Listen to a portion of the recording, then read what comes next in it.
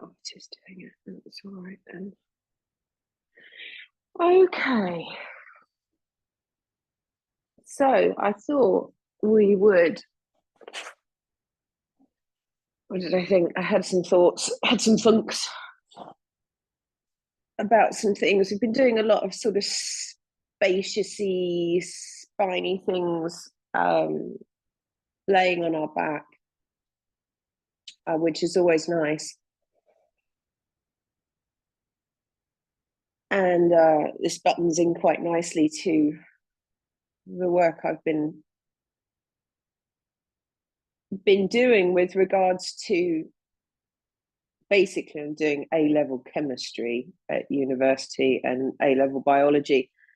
So learning about things in the body that are hydrophilic, in that they like to suck the water in, and hydrophobic, in that they repel water.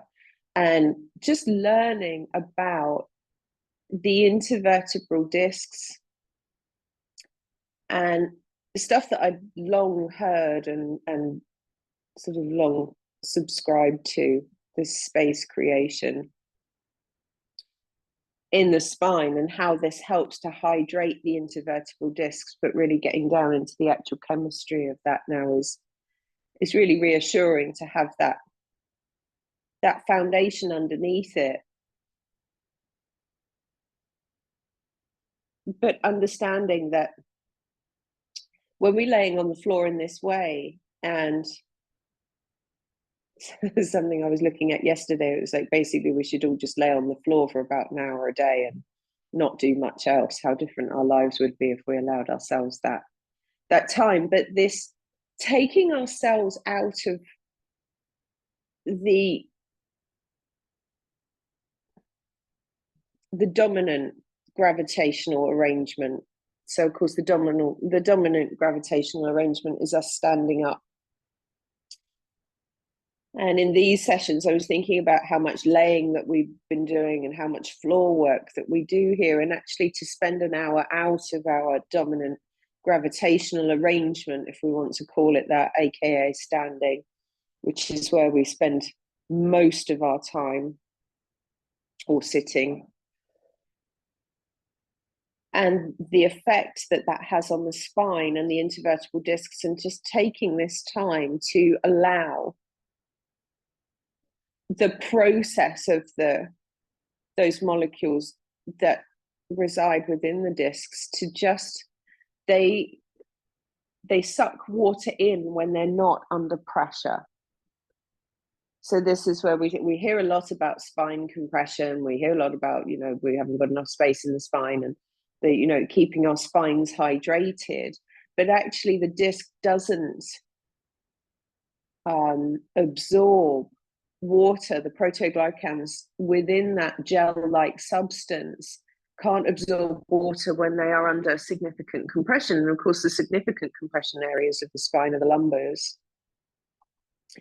And again, up in the neck. So those secondary curves. So taking time each day, and you can do this laying in bed. It doesn't even need to be a formal practice such as laying on the floor, but to be able to lay and just tilt the spine in the direction that would take us, if we followed it, into bridge, but also to tilt in the opposite direction. So to allow the fronts of the hips to disappear into the top of the legs, and we get that deeper lumbar curve. And that deepening of the lumbar curve also causes a deeper curve at the neck a little bit. We feel that initially the jaw comes in and it feels like the neck lengthens out. But if we stay with that and let the deeper lumbar curve just rest, and we let the shoulder blades rest and the ribs rest, actually the back of the head returns back to ground. The chin lifts ever so slightly, and we start to get space right at the very, very, if you follow your fingers, you can use your fingers to guide you. Take your fingers up from the back of the jaw the jaw bone, and just follow back behind your ears, will take you up underneath the skull to the very, very base of the spine, or very, very top of the spine at the base of the skull. And it's matching, it matches with the sacrum, with the joint at the base of the spine and the sacrum. Can we create space there? And that allows the ears to get nice and heavy, allows the nose and the eyes to get nice and heavy.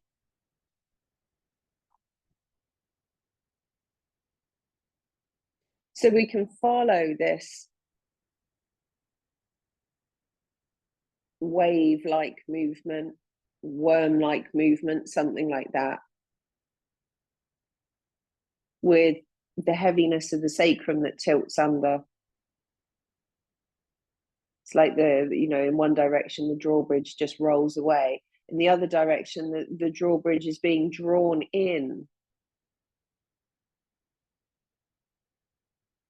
to the pelvic processes and into the tummy. We feel that the tummy button can just be drawn all the way back towards the spine. Can we let there be enough softness in the tummy? So in the abdomen, we'll take that between, the abdomen is quite a vast area, really. Between the hips, as the sacrum comes in, there's a softness. Can we let that part of the tummy go back from sort of pubic bone in between the hip bones? And then, of course, there's the tummy button region itself. Can we let that really go back like it's going to touch the spine? And notice the sensations in the spine above and below. You might find that there's a lot of, there might be muscular resistance in the base of the ribs. You might find that the glutes start firing and start to grip on. Notice if the buttocks just got seriously involved. Notice if the back of the legs just got involved. We start to send the work into other places. The breath out lets the ribs sink back. It's not a pulling back, because if we pull the ribs back, we start to tension the front of the tummy and it stands off the spine. So it's quite a subtle movement in that when we're letting the sacrum, a little bit like the sacrum's that wet rope, it's being drawn out of the water towards the end of the mat.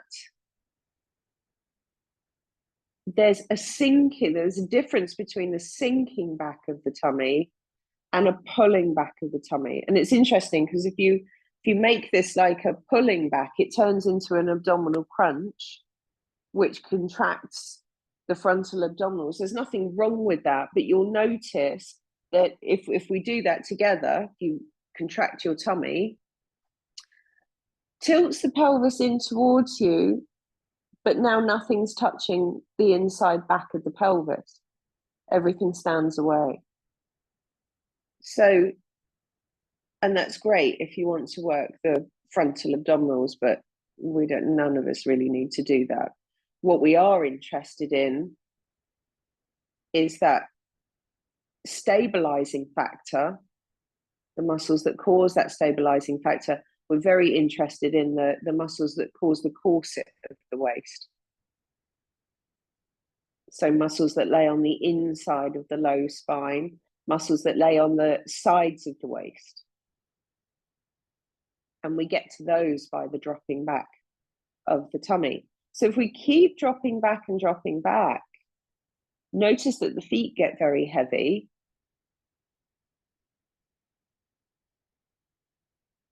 The drop back of the ribs that gives us that lovely broadness, but there's a great spine stabilizing strength that comes from that point where the ribs drop back. So we've got the softening back between the hips, the sinking back at the tummy button, which is quite strong. And then the softening back, the dropping back of the ribs, the front of the ribs, the costal margins, those V shapes on the front, when they drop back, gives us space right at the top of the lumbars and the low ribs. And a lot of the time, this is a place where there might not be enough space for the discs. And they can start to get a little bit interfered with there. So it's like we're pulling the spine long, like the wet rope from the underside of the ribs.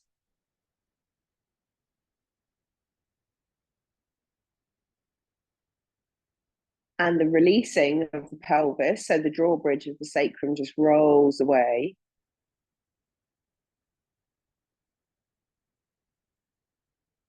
We can let a nice breath come in here. That will take us all the way up through the inside of the spine, and just notice that lovely expansion that happens. Breath is able to go so much further down into the tummy, into the ribs. The ribs have got movement and a freedom to them. You might find that that comes all the way up into the underside of the arms, maybe all the way up into the shoulders.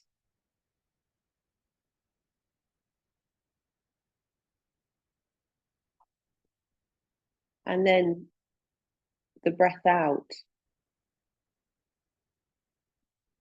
And if you're a little more proficient with your breathing practices, let's call them breathing practices. If you're a little bit further along with your breathing practices, you can leave the breath out if it feels comfortable. You can leave the breath out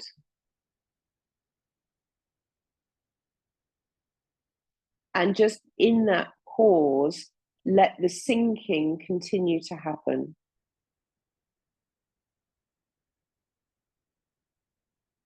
Now, if the brain falls over at this point and decides that actually it really does like breathing, thank you very much, and it doesn't like to be without it, stay with that expansive breath in.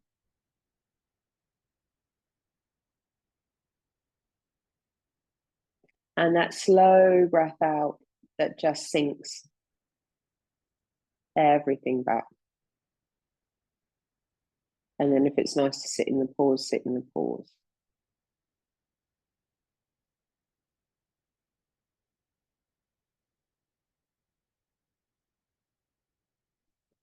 And the pause of the breath is interesting because it's a little bit like the inner workings of the clock. We start to get a view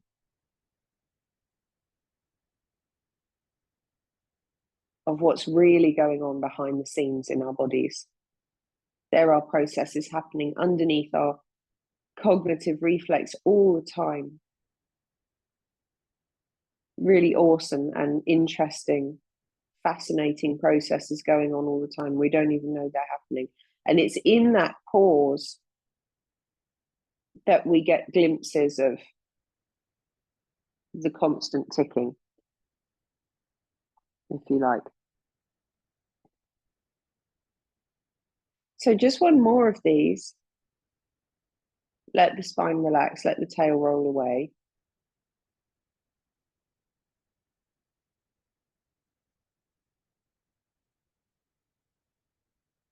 Notice the wave that comes all the way up the spine in that lovely in breath.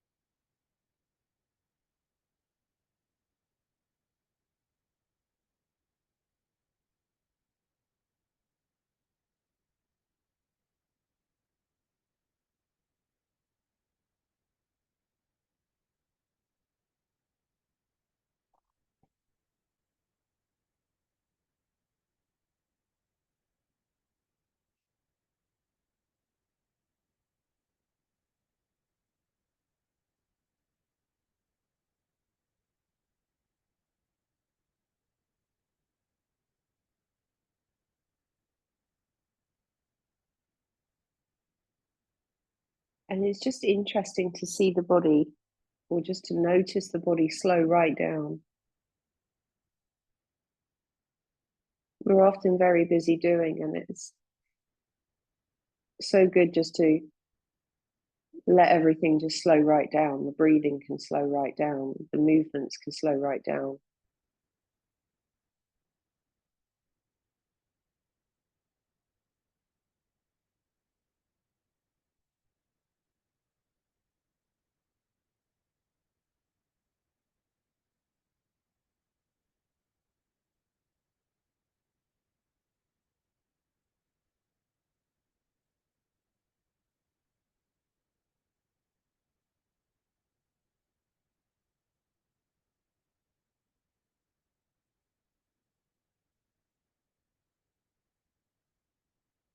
So the next time we release and let the tail just roll away, and just rolling the feet, keeping the knees still, creating that space into the ankles. It's a familiar movement now. Just letting the feet be broad and long. And as we pull the feet into the ground, I'm just going to take the knees over to the right side. Let the shoulders rest. And again, we're just using that drawbridge of the sacrum, just lengthening away. So the sit bones look towards the end of the mat. There's no tilting under. We feel that the lumbar curve is very present. And we can get into the ribs and the shoulders and the neck. And the head can just go in the opposite direction to the knees.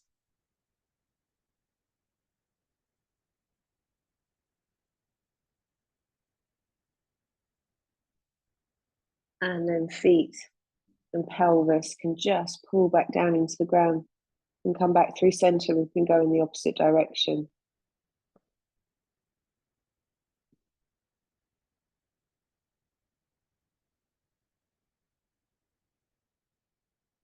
And just noticing the spaciousness that we might have in the tummy. Maybe the glutes have a little less involvement.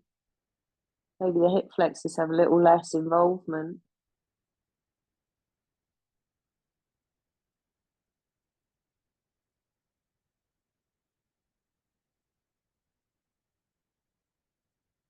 We can come back to the center. We'll do one more on each side.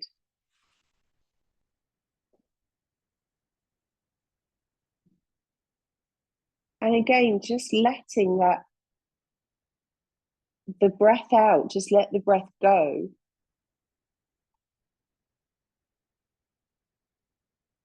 And if it's nice to just stay, rest rather than stay. If it's nice to just rest in the laying twist on the breath out.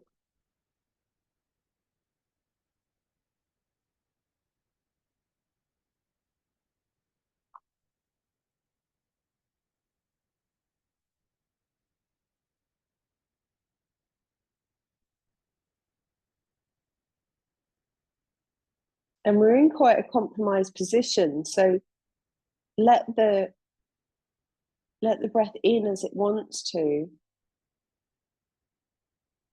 but we don't hold on to it. We just let it go again. Enough breath to oxygenate the system, or enough breath to pacify the mind, that's what it needs. And then just let it go again.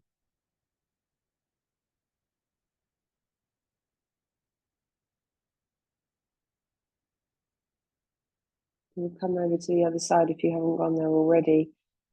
It's an interesting thing. This is something that we were discussing yesterday.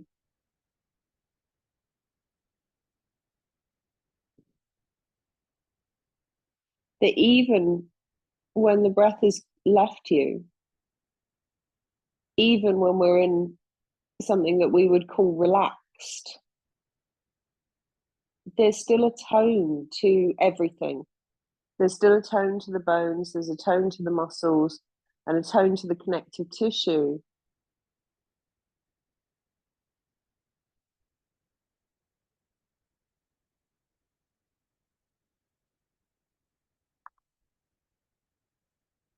And even though it looks like we're laying very still and we're a very relaxed state, when we drop into the body, if we go back into that deep waist,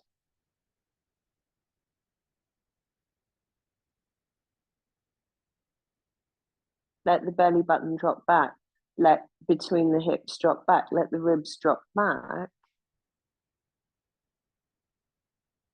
we find that there's still an awful lot going on.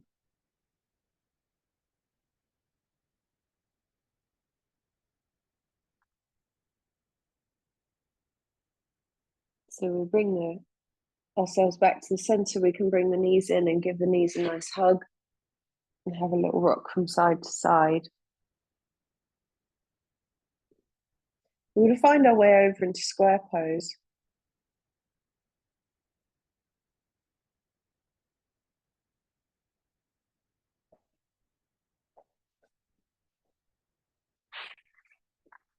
So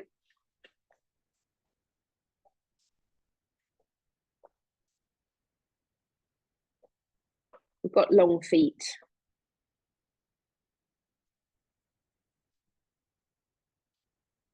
And we've been messing around with the ribs and the tummy. So if we find that the long feet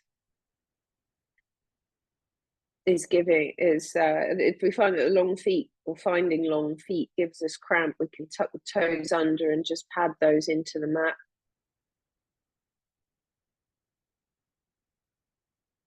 And give the center of the foot a nice stretch out. We can also just slide the shoulder blades up to the ear and back down again.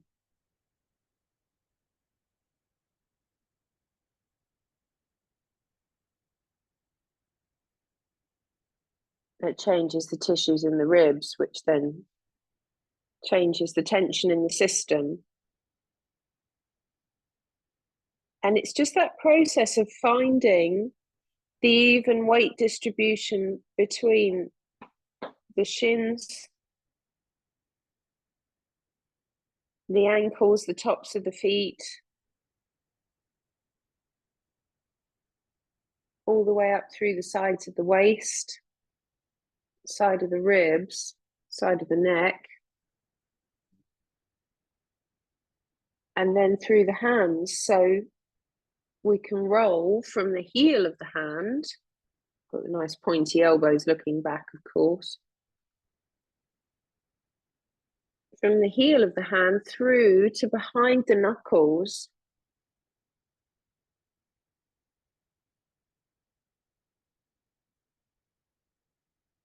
And we can roll the hands onto their outer edges and onto their inner edges. So between the little finger side and the index finger side.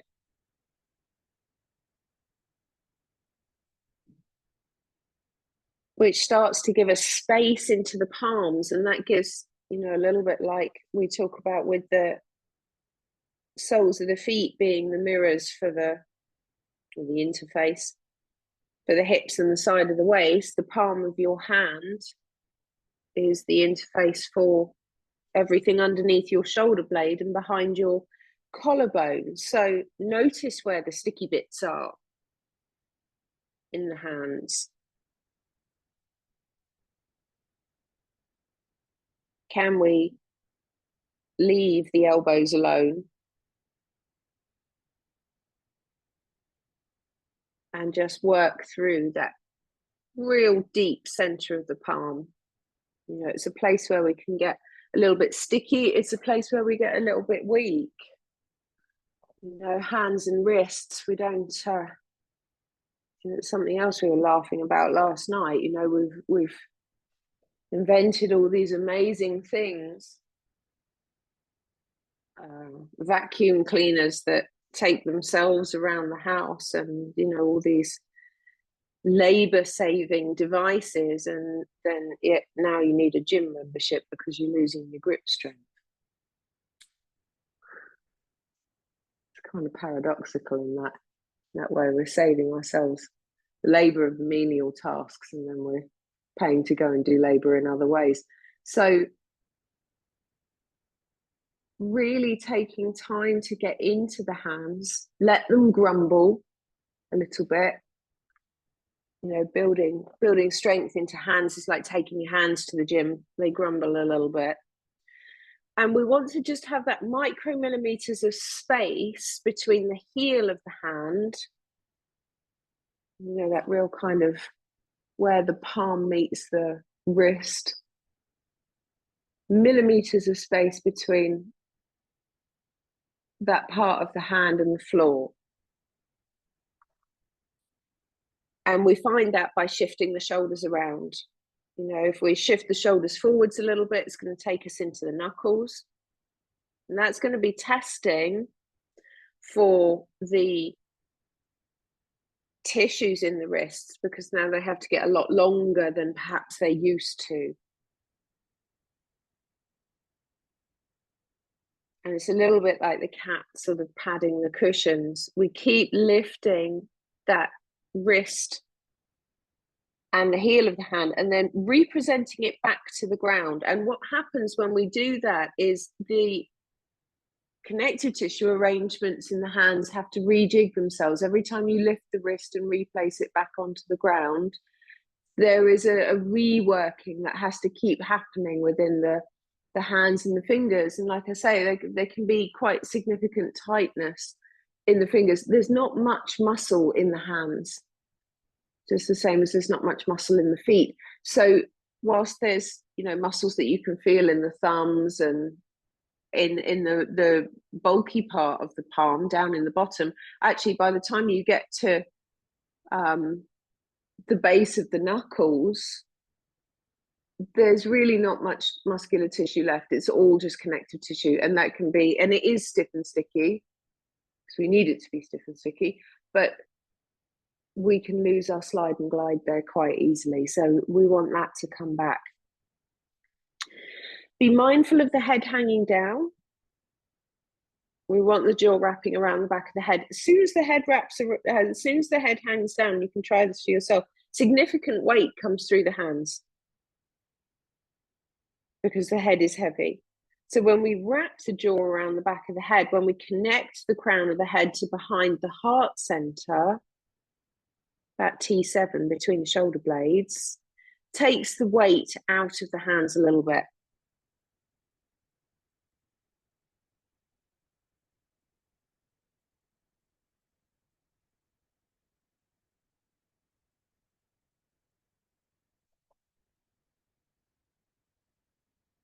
So we come back to the big toes and the inside of the ankles, which takes you up through the inside of the knees. Keep pulling those down towards the ground and away towards the end of your mat.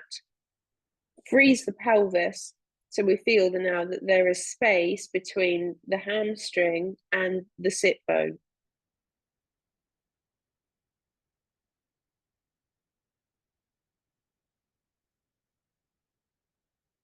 And if we keep pulling down through the feet, can we let the sacrum get super, super heavy and just fall down towards the ankles? And again, we let that sinking back of the tummy happen between the hips and behind the pubic bone initially.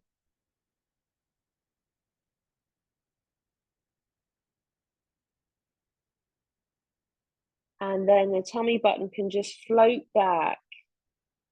Can it touch the inside of the spine? The out breath deals with the ribs and draws those back towards the spine.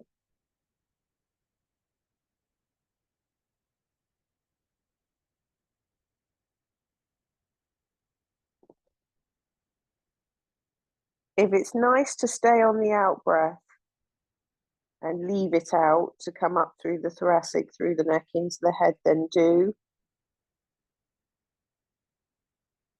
If it's not comfortable to do that, just let the breath come in and out as it wants.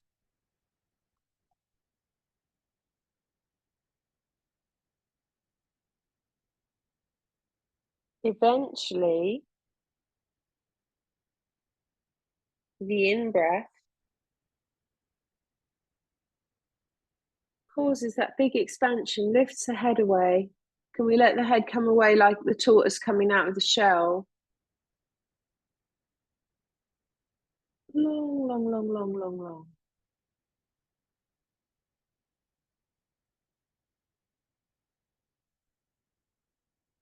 And we feel that as everything just rolls away and uncurls, the tummy doesn't drop down. When the breath comes in this way, it's a lengthening out of the spine. When the head gets pulled away towards the wall in front of you, it's like the string of beads gets pulled tight, but it doesn't sag down because there's a huge ligament running down the front of your spine that when the head pulls away, it supports the front of the spine. The spine is, we've talked about this before with it, and we've got finger traps and, you know, those things that we can play with. That when the head gets pulled away, all these tissues pull in really close to the spine.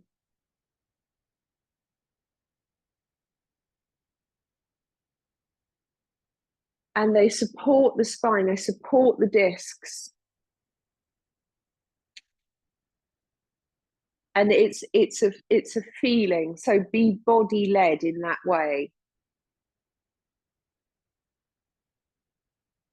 rather than, you know, we can do things, we can lift the head, and, you know, you can feel the neck, spine in that way. But if we just let, it's really hard to describe, it's like the head just sort of floats away. There's a natural orientation to the head. It's like it's drawn away towards the wall in front of you.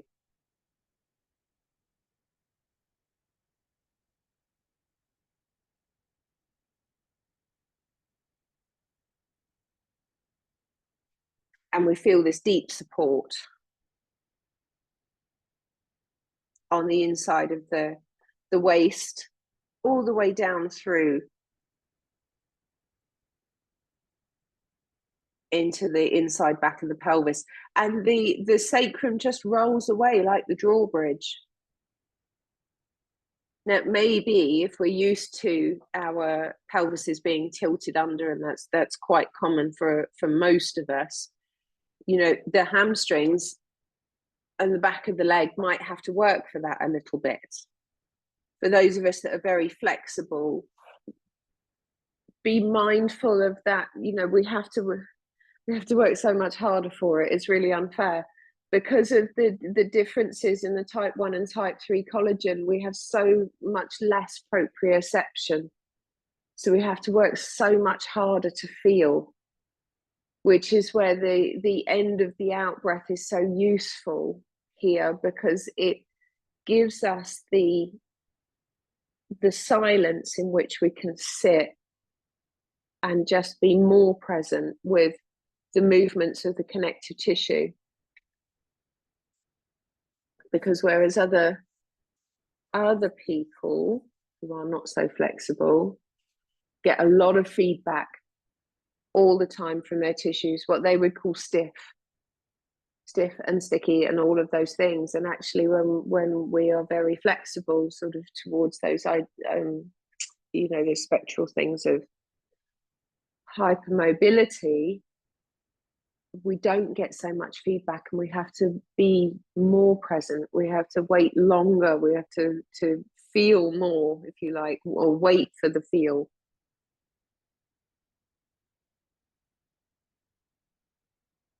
You know, we get very, and this is where, you know, it's kind of our affliction, that we get very hell-bent on moving in such a way that it gives us some feedback. And this is where we move way past the ranges that are normal. You know, hypermobile joints don't extend themselves outside the range because it's defective. It extends itself outside the range because it's looking for feedback. Elbows turn themselves inside out because they're looking for the backstop and they're looking for the feedback. Where is back? So the same with our cat-cow poses.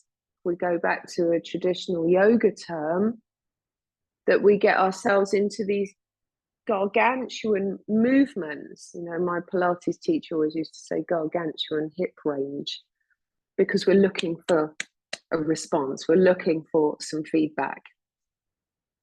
So rather than that, can we, when we're following our breath, and it's the same with our breathing, if we think about, you know,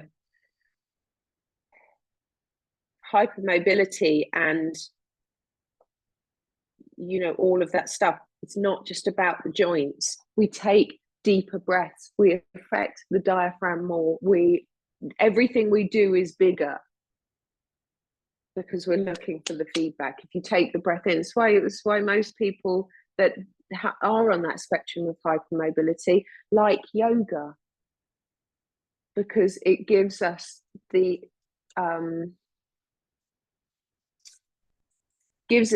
arena for looking for more. We can take the bigger breaths, we can do the bigger movements, you know, so we're always looking for those big gross movements rather than just the subtle movements. The gross movements are put on top of the foundation of things like spine stability. And our spine stability comes from being able to feel the ligament that sits on the inside of the spine and the ligament that sits on the posterior side of the spine. You know, they're all neurologically charged, just for some of us to a deeper level than others. So can we come into our cat-cow movement by touching in with each individual vertebrae? And can we start to understand where appropriate range of movement lives?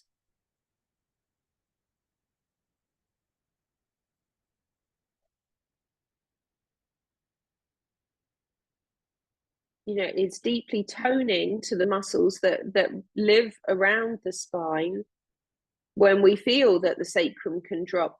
And we start to, you know, the yogis of old called it hollowing out. You know, my teacher used to call it the scooping of between the hips and the pubic bone all the way back to the inside of the pelvis. You know, the practice that we did back in those days, that Kay and I did back in those days, was, can you really imagine that your tummy button is touching the inside of your spine? Can you relax the organs enough to let that drawstring go all the way back there? It's deeply visceral. And then the ribs come in. And this is before the shoulders have got involved. This is before the jaw has got involved. So by the time we get to shoulders and neck and head,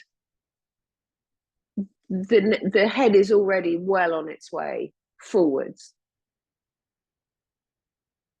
It goes forwards and down. The same as when we come out of it, it goes forwards and up. The fact that it comes up is incidental. You know, as soon as we start to lift the head, that's usually a chin lifting movement, which is compressive to the neck spine. So can we be led by the crown of the head? Can we keep the jaw wrapped around the back of the head so that we get this deep lengthening from the base of the skull all the way to the top of the shoulders and between the shoulder blades?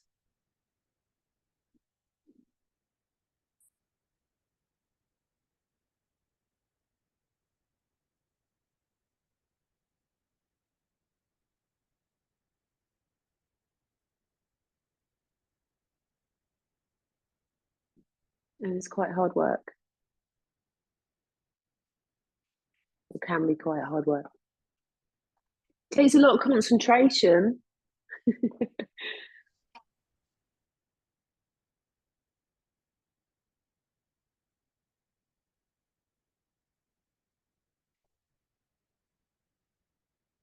So from this place, and you can choose your own adventure here, depending on how you're feeling today.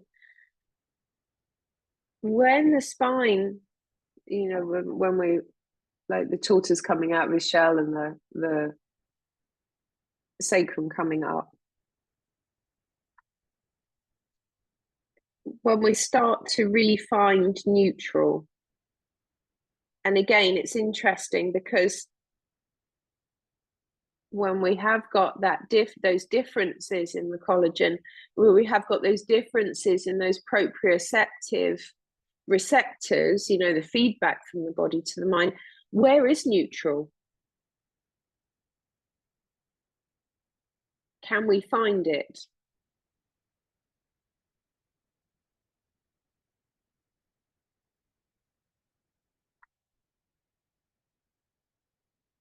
And it might be that we have to test that theory. So we start to take the sit bones back. Now you can have your child pose or your dog pose here, whichever feels nice. But again, we're leaving, as the sit bones go back towards the wall behind you, we're leaving the tummy sinking back towards the spine. We're leaving the belly button going back towards the spine, the ribs going back towards the spine. So find the way back with that hollowing out of the tummy back towards the spine,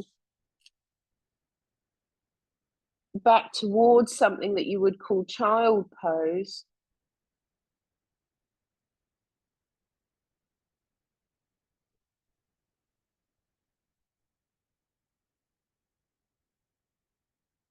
And when we start to look at transitioning from there into something that looks like a dog pose, we need the hands,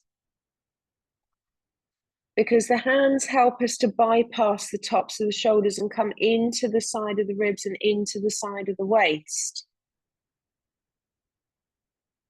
So we're looking for that behind the knuckles. Use the passageways down through the palm, through the inside of the arm, into the underarm, into the side of the ribs, into the side of the waist. So our dog is shoulderless, if you like.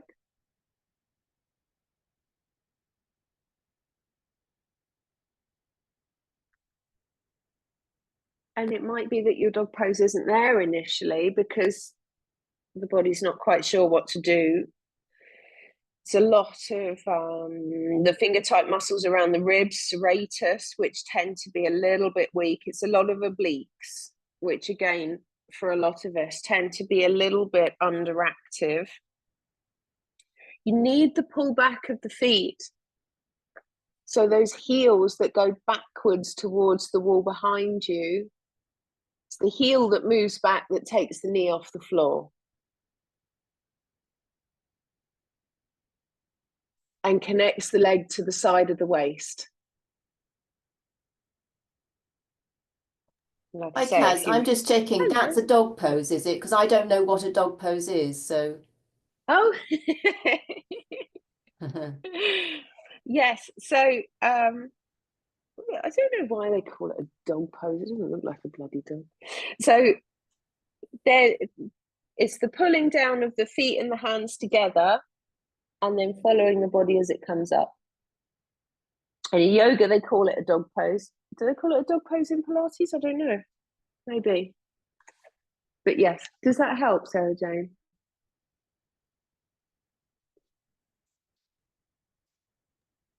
I think in Pilates it might be an inverted V.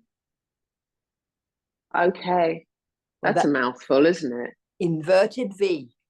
All of a sudden, dog pose becomes way as a teacher. just throw yourself into a dog. Yeah, I don't know, because it's interesting, because the way that you know, I used to hang out in dog pose quite regularly. It was more of a bell tent dog, and just lock out through the knees and the elbows and just sort of hang out in this upside down position. But actually, for those of us that have got animals around us, if we watch cats and dogs do this elongated sort of stretch, if you like, it is a stretch when they wake up. They're moving their fascia. It is a fascial move. We want the slide and glide of the connective tissue stockings in the legs, and we want the connective tissue stockings of the arms, if you like. If we think of ourselves in a body stocking, our inverted V or our dog pose takes us into those long movements. It's very easy for those of us that are flexible just to hang out in the joints. So can we keep the hands pulling down into the ground? Because when we're right into this very center point of the hand behind the knuckles, when we pull down through here, it takes us through the arm, but it connects the arm into the side of the waist and into the side of the ribs and the side of the waist. It's the same for the sole of the foot, that when we connect this sole of the foot into the ground, it draws the leg back through the socket and connects it into the side of the waist, side of the ribs, you know, because everything converges at the solar plexus. It's where the limbs all originate from and everything returns to. You know, Vanda said, it says in her book, and used to say it a lot, every movement originates from and returns to spine. This is like this ripple effect, almost like the jellyfish. It's this rippling out, rippling back in, and it's gravity that facilitates that. Can we feel the pull of the gravity down through us into the ground? Because when gravity pulls down through us and the tensional networks fire, it pulls us up into our dog pose. So actually it becomes very effortless dog. Takes us towards something that might look like a handstand eventually if we put the intention down through the hands. It will take us up into standing if we leave the intention in the feet and let everything get pulled down through there.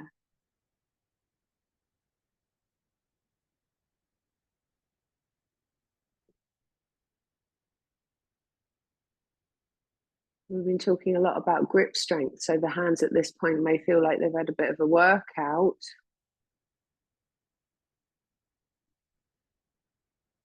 It was interesting after we spoke. I remembered that from my Ashtanga practice very, very early on. It was one of the first things I noticed. Did not realize I didn't have any muscles in my hands. Didn't even know that you could get muscles in your hands. And then I went, you know, started to go to Ashtanga practice a couple of times a week. Huge changes within the first 6 months. And I noticed, I was doing something and I noticed that I had muscles developing in between the finger processes. Didn't even know you could get muscles there. But I remember finding that very fascinating, that you could develop muscles there. And you know, certainly where I am in my learning journey at the moment, grip strength just became, you know, it is the buzzword at the moment. Everybody's talking about grip strength, mostly because it's a it's a defining thing on whether you're going to die, apparently, is your grip strength. But you know, these are all gimmicky things, because what was it, last year or the year before, if you couldn't stand on one leg, you were going to die. You know, so now if your grip strength is rubbish, you're going to die. So basically everything ends with your imminent death, but there you are.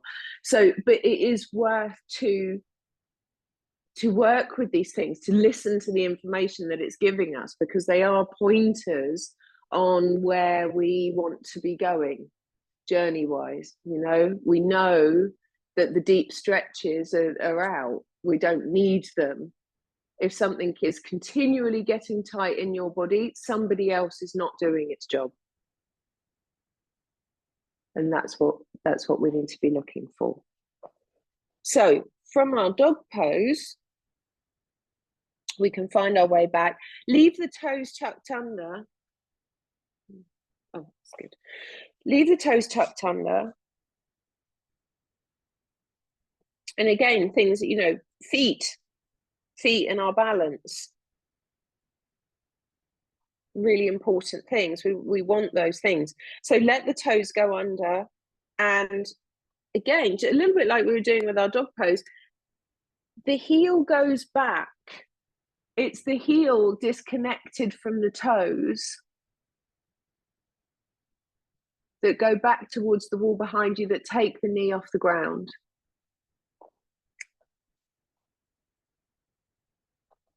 And there's a deep stretch to the foot.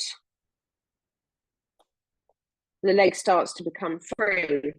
So from there, we can pull down. We'll do the right side. If we pull down through the right side foot, let the right side sit bone go back towards the wall behind you. We can make circles with the left heel.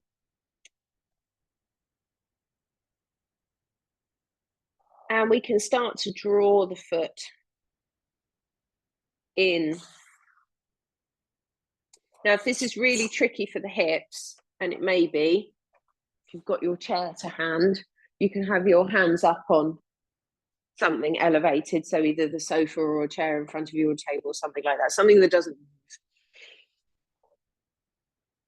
But again, we want to leave the sit bones away towards the wall behind you. We want to leave the ribs, and if it helps to be on that out breath, have the out breath. We leave the ribs back towards the spine. We leave the jaw wrapped around the back of the head so that the foot can just float in towards you. And it's interesting to notice when the sit bone when the pelvis really wants to tilt under, because we get so caught up with the grand idea of getting the knee all the way through, that the shoulders come up around the ears, we arch through the spine, we tilt the pelvis under, all of this stuff. And it turns it back into a crunch, exactly the way that we were doing, you know, when we were looking at when we were laying on our back. As soon as we engage all those muscles, everything stands off and we create compression elsewhere. So notice if the leg goes out to the side, because we love the glutes. And can we just let the knee just float through the middle? It stays very close to the center line of the body. Will not come as far forward as you are used to. If you have done yoga before and you're used to flinging your foot through your hands, that's not it. Because the compensatory patterns that you get into in order to get the leg through, and it's great for the ego. I remember doing this with my teacher. It's great for the ego when you're 25, battered around the head with it. But I've always done it like this. And it may be that the knee only comes forward a little bit. And when the foot hits the ground, when the foot connects with the ground, let's say connects with the ground. When the foot connects with the ground, let the hands support you. It may be that they come up onto their fingertips a little bit, if the joints will support that. But when the foot connects with the ground, let the balls of the feet pull down into the ground and let the leg reconnect back up through the hips into the deep waist. We're looking at the muscles that lay on each side of the spine. One side will be easier than the other, of course it will. Remember that the hands and the foot that's being left behind still pull down into the ground. You know, we get these grand ideas about lifting away from the ground, because that's what we think we need to do.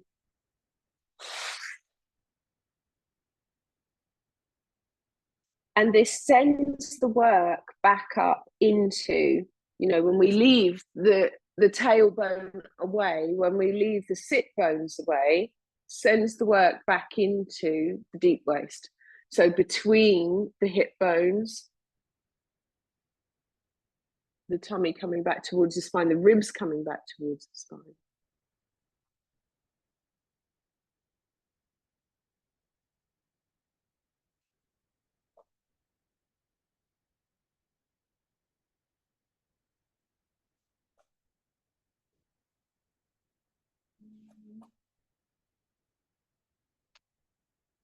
So find the right foot forward, however it comes. You can put the hand behind the ankle and bring it through. Once the foot is through, take time again to see if you can find that neutral spine position.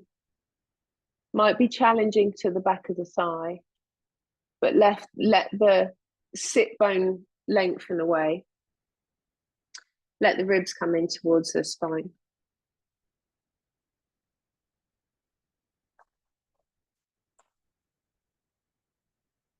And we're just finding that if we bring the body weight forwards into the foot, front foot, can we connect the leg? I can change sides because I want to show you this. Can we connect the leg back through the hip into the side of the waist? And that happens from behind the balls of the feet. The leg goes through the hip into the side of the waist, out into the head. The body-wide event.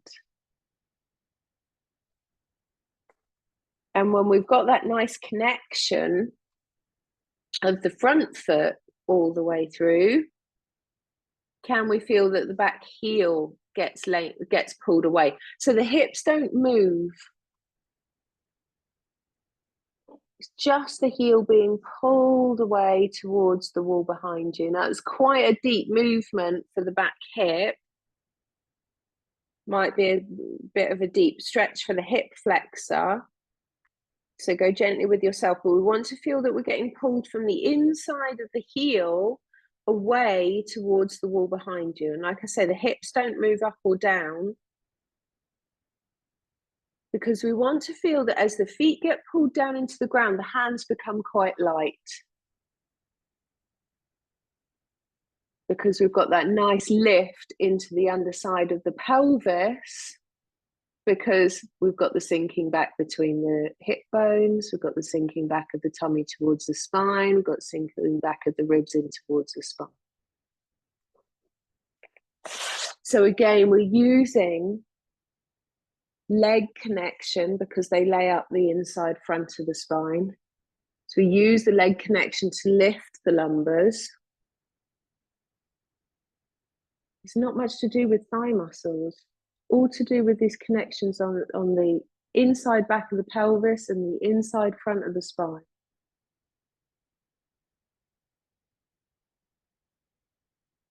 They're not big movements.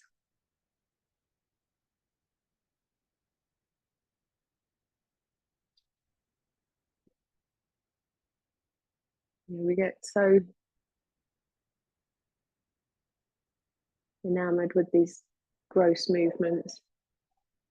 Looks good, Sarah Jane. Looks good, Joanna. So more on the inside of the ankle, inside of the heel, Joanna, and then you'll find that the hands become a bit lighter.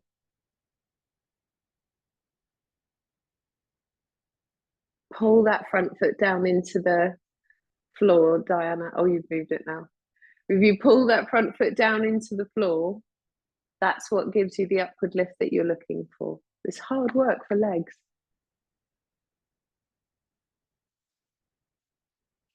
Margaret's like, sod this, I just turned up for some gentle yoga. Someone told me it was gentle yoga. Hard work yoga today. Spring is coming.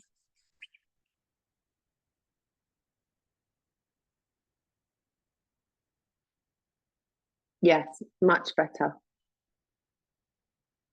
Much better. Like I say, it's deep work for the front of the pelvis and those connections of the front, sort of the front tummy, front of the pelvis, front of the legs. We get very enamored with the quads here. You know, quads do too much. Front of the tummy doesn't do very much at all. So we get ourselves in a little bit of a pickle there, because we're actually, what we're looking for is there is a sling. Which one do I want? This one. There is a sling that is running from the front of your ribs all the way down to the front of your knee, all the way down the front of your shin into the top of your foot.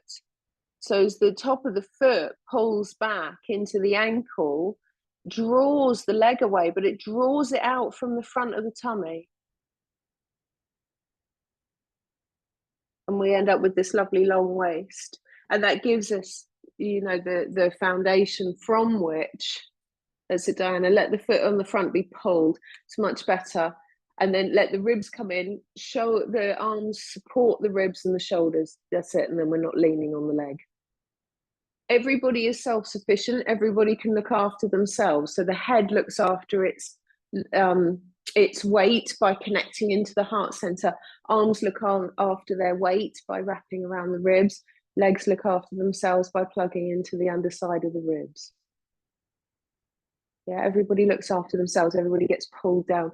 And it's just interesting to notice that point where we start to push the floor away. And it's you know, that point becomes more and more subtle as we deepen into our practice.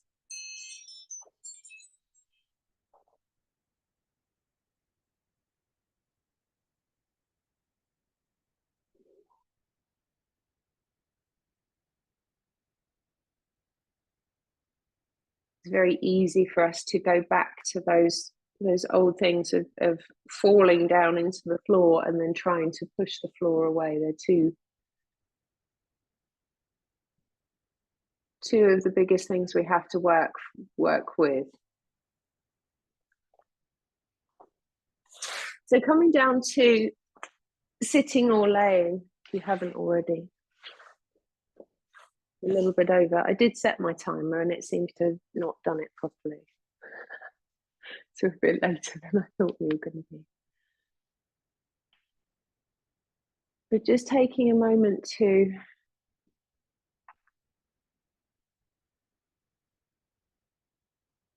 just notice where the breath is.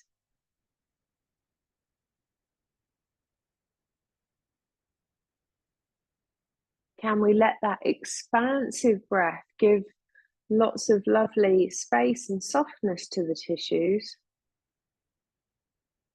And it may be, and this is a practice if you want to bring it into your home practice, it may be on that in-breath you can let the pause happen. The brain is always a little bit happier with a pause on the in-breath because there's lots of air in there, so it feels happier.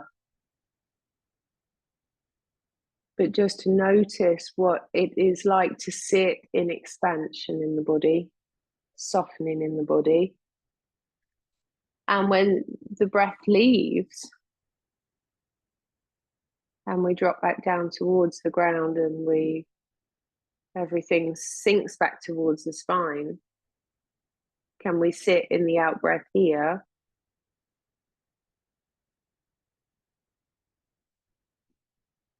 And we feel the inner workings of everything.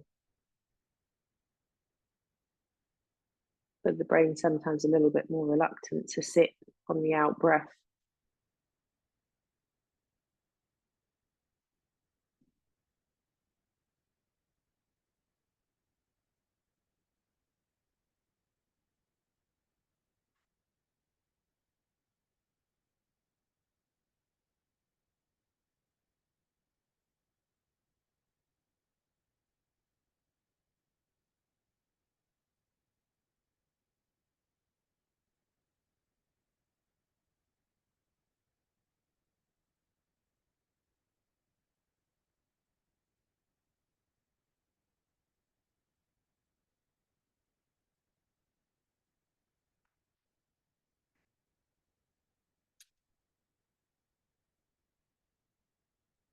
So we're just going to give the fingers and toes a wiggle. Make some rotations with the wrists and the ankles. And take the arms up over the head and the legs long for a nice stretch through your body.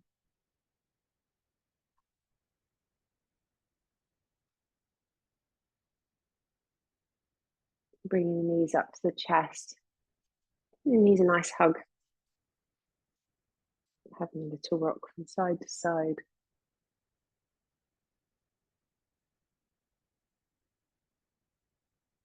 Coming over onto whichever side is comfortable for you, returning up to sitting in your own time.